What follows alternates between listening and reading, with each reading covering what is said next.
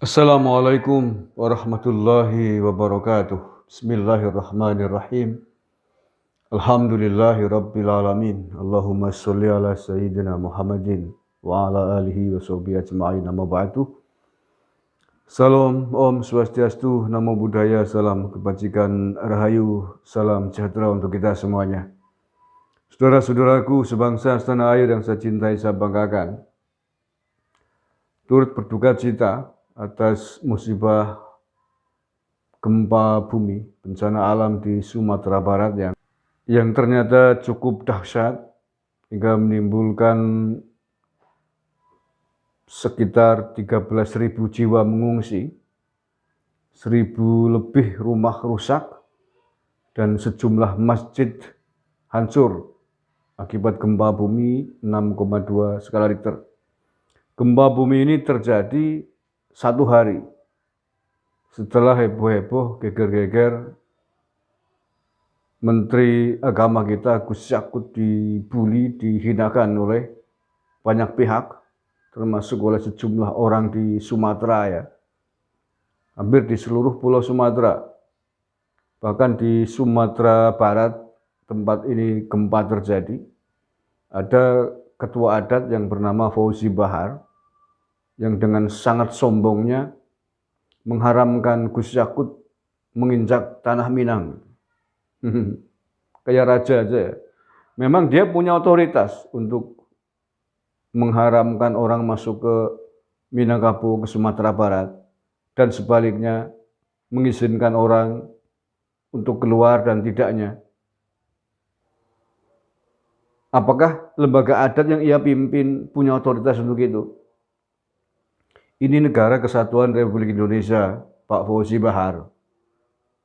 Ini orang katanya mantan wali kota loh, mantan wali kota Padang. Tetapi bagaimana mungkin pemikirannya bisa rasis seperti ini? Melampaui kewenangan yang dimiliki oleh presiden bahkan. Presiden sendiri tidak punya otoritas untuk mencegah, mengharamkan warga negara Republik Indonesia ini untuk menginjakkan kaki ke wilayah-wilayah yang ada di tanah air ini. Kecuali kalau sudah hubungan antar negara, luar negeri. Dibutuhkan beberapa syarat administrasi, paspor, dan lain sebagainya. Memang ada aturan begitu, tapi kalau di dalam negeri ini, di bumi Nusantara ini, di tanah, di atas bumi dan air Republik Indonesia ini, tidak ada satu orang pun yang punya otoritas kewenangan melampaui apa yang diatur dan telah ditentukan oleh hukum dan undang-undang di Indonesia ini. Maka tentu saja pernyataan dari Ketua Adat Fauzi Bahar itu sangatlah disayangkan dan tidak pada tempatnya. Dan menurut saya adalah sebuah kesombongan, semburan yang mengandung unsur kebencian sara. Menurut saya orang-orang begini seandainya memang ada celah hukumnya perlu diproses hukum. Biar tidak nular dan tidak berpengaruh, berdampak buruk terhadap orang lain, baik warga yang ada di Sumatera Barat maupun yang di luar Sumatera Barat. Loh, jangan dianggap sepele loh.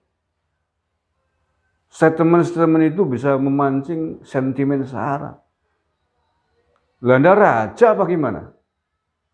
Ini bukan zaman kerajaan lagi, Pak Fauzi. Ini bukan zaman kerajaan lagi, bukan zaman kekaisaran lagi. Ini zaman demokrasi, ini zaman maju, zaman modern, di bawah naungan Negara Kesatuan Republik Indonesia. Jangan sombong begitulah. Tuhan tidak suka dengan orang yang sombong. Sang Pencipta tidak suka dengan orang yang sombong. Tuhan semesta alam bisa menghukum warganya yang sombong. Dan itu sudah banyak dikisahkan, diriwayatkan. Ketika ada warga masyarakat atau ketua-ketua kelompok masyarakat yang berlaku zalim semena-mena di atas bumi ini, bisa diturunkan azab. Walaupun saya tidak akan menyimpulkan, tidak akan mengatakan bahwa gempa yang terjadi di Sumatera Barat kemarin hanya sehari selang dengan statement Anda, Pak Fauzi Bahar, itu disebabkan karena kesombongan Anda. Walau alam, itu otoritas Sang Pencipta. Tetapi bahwa saya mengecam statement Anda, Saya tidak sepakat dengan statement Anda. Anda harus minta maaf, bukan hanya kepada Gus Yakut, tetapi kepada seluruh rakyat Indonesia. Karena statement yang Anda sampaikan adalah statement yang tidak menunjukkan warga negara Republik Indonesia yang taat dengan ketentuan undang-undang yang ada. Bukan statement orang yang menghargai konstitusi yang ada di negara ini. Lah ya, bayangkan kalau statement Anda kemudian dibalas oleh saya, misalkan saya orang Banyumas, lereng Gunung Slamet di Banyumas, Jawa Tengah. Tersinggung karena saya mungkin temannya Gus Yakut. Kemudian balik mengharamkan Anda, Pak Fauzi Bahar, untuk menginjakkan bumi di tanah Jawa Tengah ini. Bagaimana kalau itu terjadi? Kemudian diikuti juga oleh orang-orang yang lain dengan semangat yang sama. Ya sudah, bubar NKRI ini. Akan terjadi perang saudara. Itu kan sentimen-sentimen kerajaan masa lalu yang begitu itu.